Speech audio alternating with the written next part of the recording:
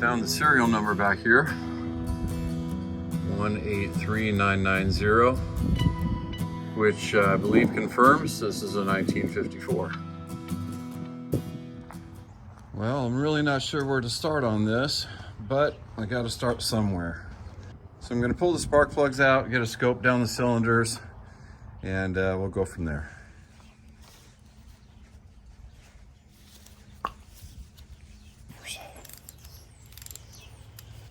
Well, these are Champion J12YC,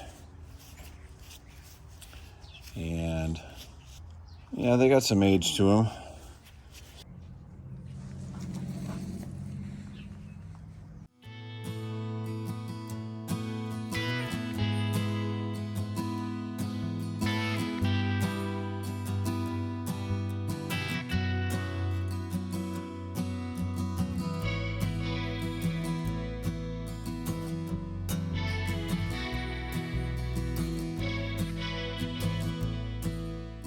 I know this motor's been sitting dry for 7 to 8 years, so as long as I got the plugs out, I'm going to put some Marble into each cylinder just to give it a little bit of lubrication on top before I try to spin it over.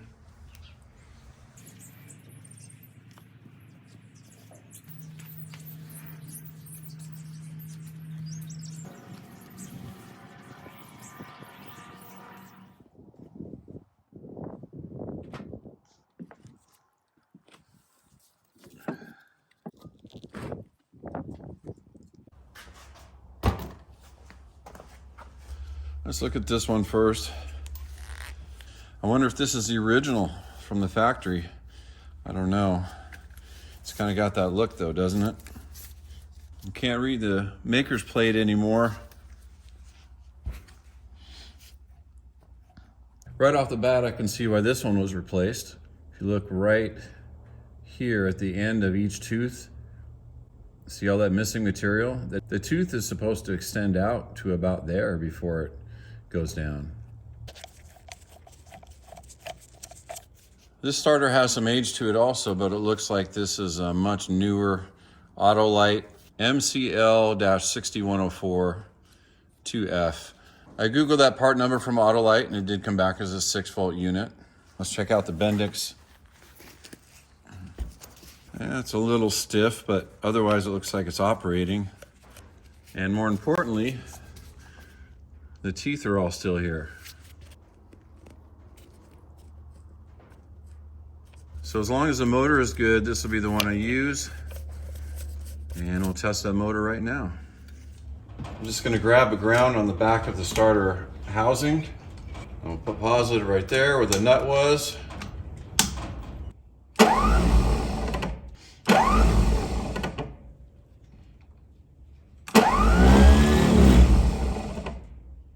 The Bendix is a little bit gummy, so I'll just loop it up a little bit. Let me take this lead off for a minute. I don't want to touch that when the battery's connected. Get some juice up in here. Yeah, that looks much better.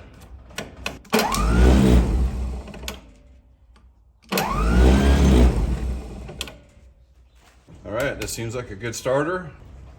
And just for fun, I want to bring the old one over here just to see if it still works. Let's see.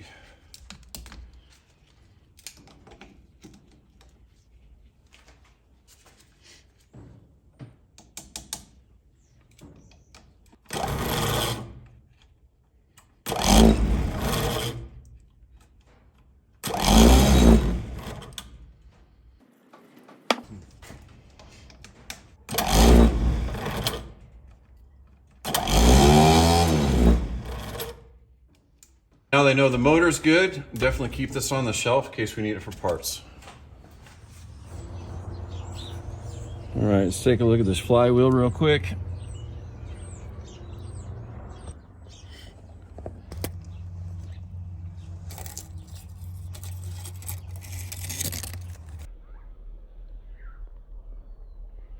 Before I install the starter, I want to make sure that the motor is going to crank over by hand. Just want to make sure it's not stuck. I don't have the hand crank to accomplish that, so I'm going to try to get my chain wrench around the crank pulley down there. and try to rotate it that way. Good.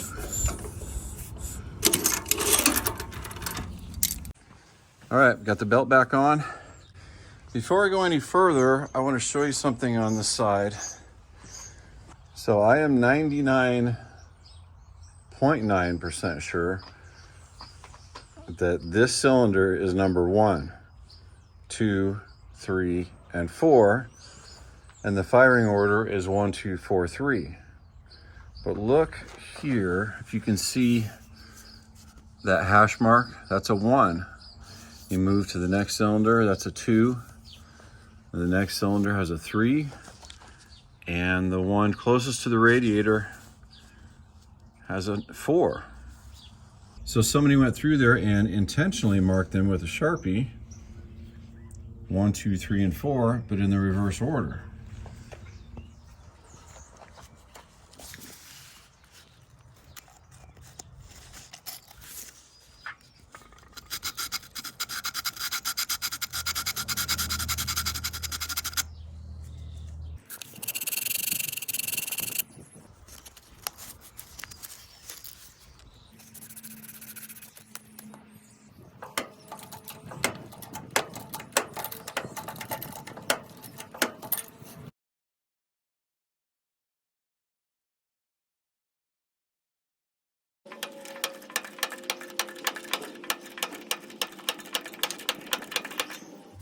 I'm going to remove these old wires, get them out of the way.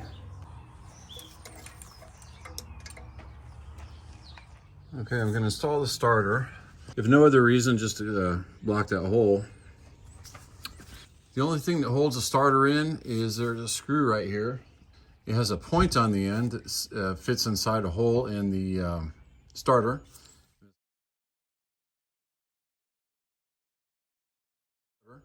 And it's got a lock nut on the outside to lock it down. So I just need to find that special bolt and nut. Now where would this bolt be? Could be anywhere. Oh, I found the key switch. And looks like the headlight switch also.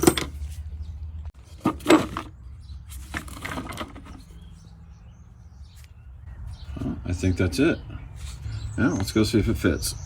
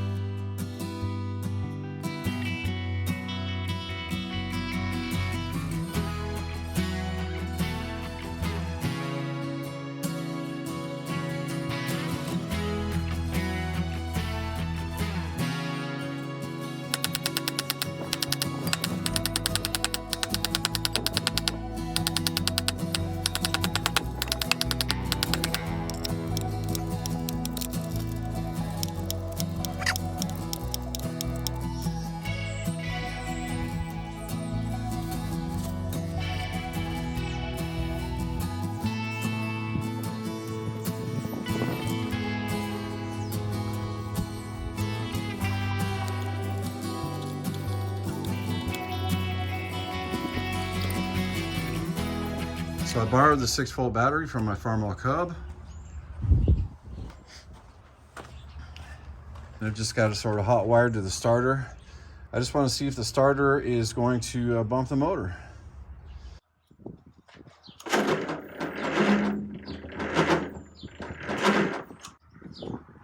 Well, that doesn't sound very good.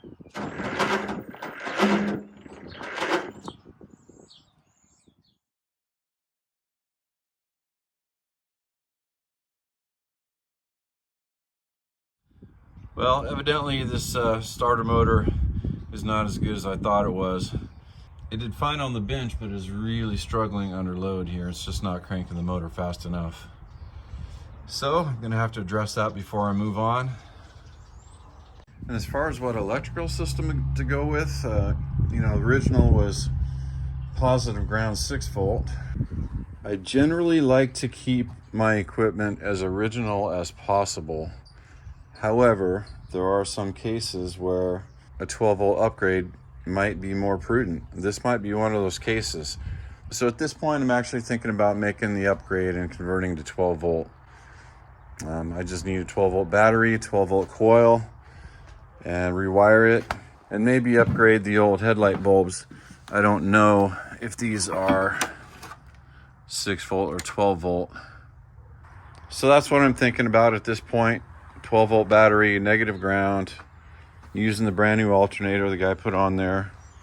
I don't know, maybe I'll change my mind tomorrow, but is it worth it to keep it original, 6 volt positive ground? Or should I go with the convenience of the 12 volt?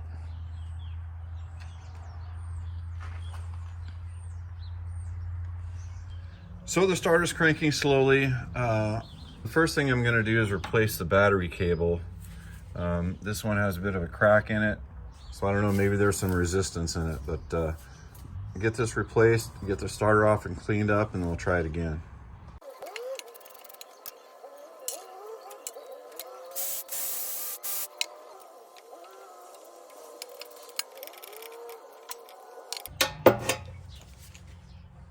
So the new positive cable I bought came with an accessory wire, and they have a crimp connection on here. I'll show you what I like to do. Instead of using the crimp connector, cut it off, strip it back. So in my opinion, these little things are much better than crimp connectors or wire nuts. You just lift up these little tabs, insert the main wire in one side, and then close that one tab to lock it down. And that's where you put the extension wire in. And then of course you lock it down. It locks down nice and securely on the wires, and it's reusable. And they've even got different sized ones. Here's one with 3.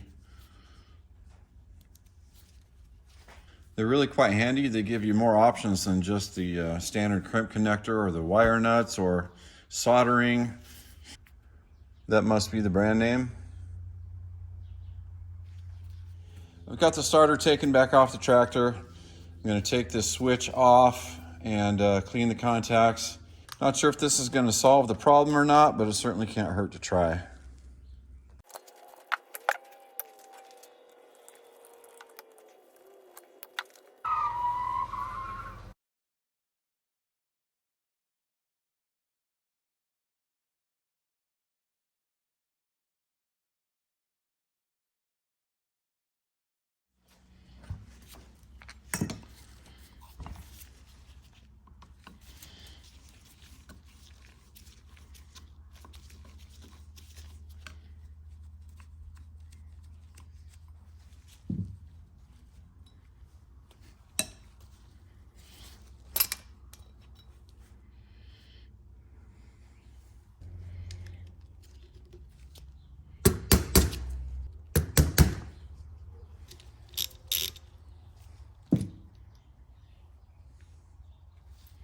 It's a little set screw deal.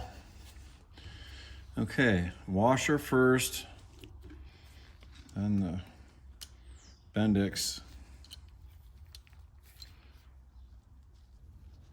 And something is broken here. Man, I just can't get a break with this.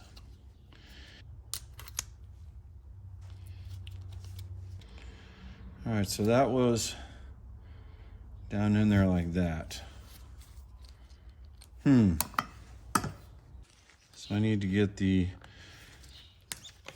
Bendix off of the motor shaft and put it on the other one.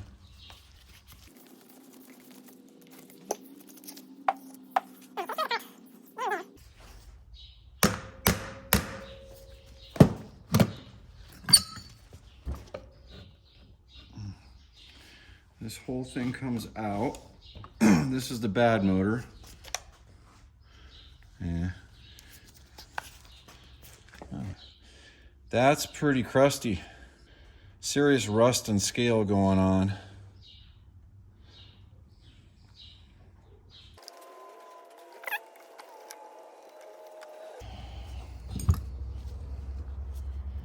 This whole thing should slide out. This is the one we want to use, but I want to use the other motor. Yeah, this one actually looks much better.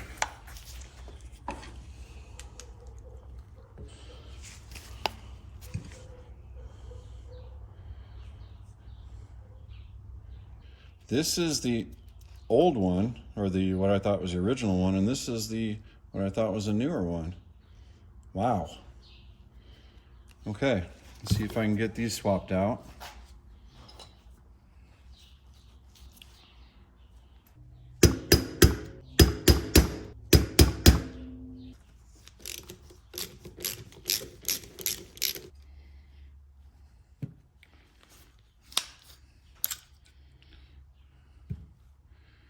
So this is the good one. This is the good one.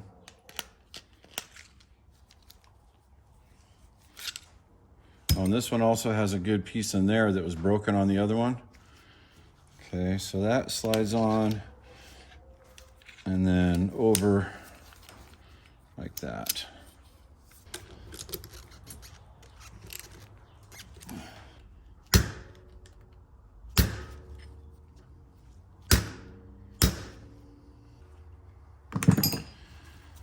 Okay, so now we have the good shaft and motor with the good Bendix. Now, is this going to fit between the brushes without me doing anything? Probably not.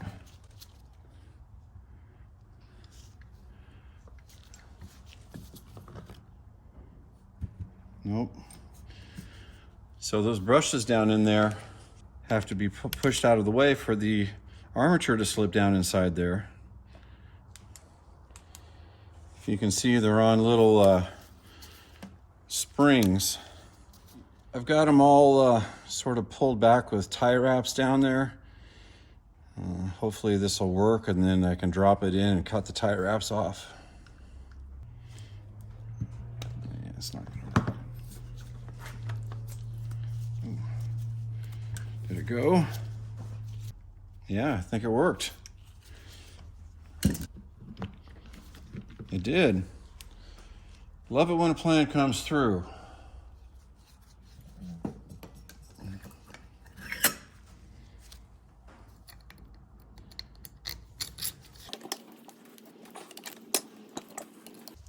Go ahead and cut my zip ties.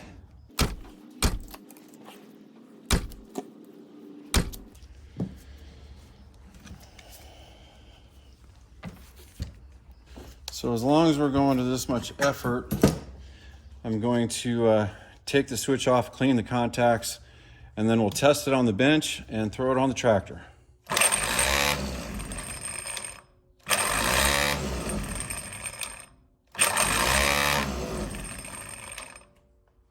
All right, let's throw it on the tractor. Okay, so my Frankenstein starter is mounted on the tractor securely.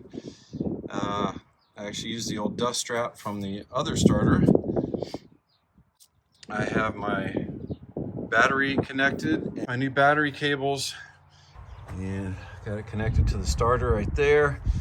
We just got it hanging there for now. Okay, so that probably took me 2.5 hours. I really hope this works.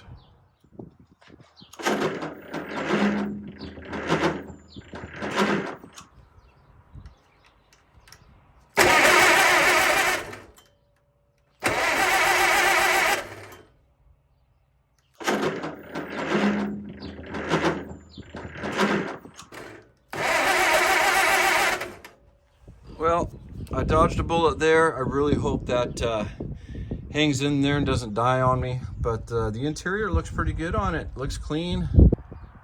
Hopefully that'll do the trick.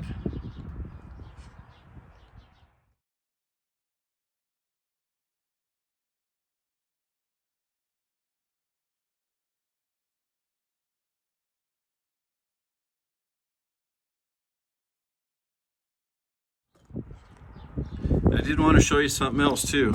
Watch the oil pressure gauge when I crank it.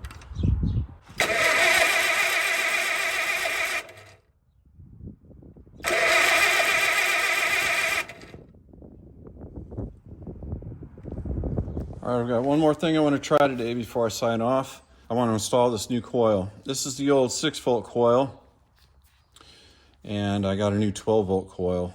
So I want to get this installed on the tractor, get power to the coil, put a jumper to the distributor, and I want to see if this tractor has spark. Had to use the old bracket because the new one didn't fit quite right.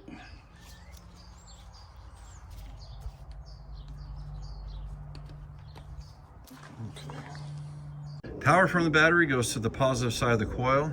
Negative side of the coil goes to the distributor.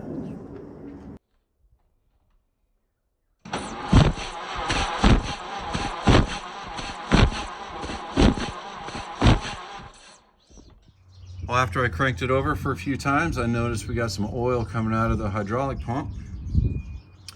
Hopefully that'll just be a case of loose fittings, but I don't know. That'll be a investigation for another day. So I made some good progress today. The only thing left for today is just a little bit of cleanup.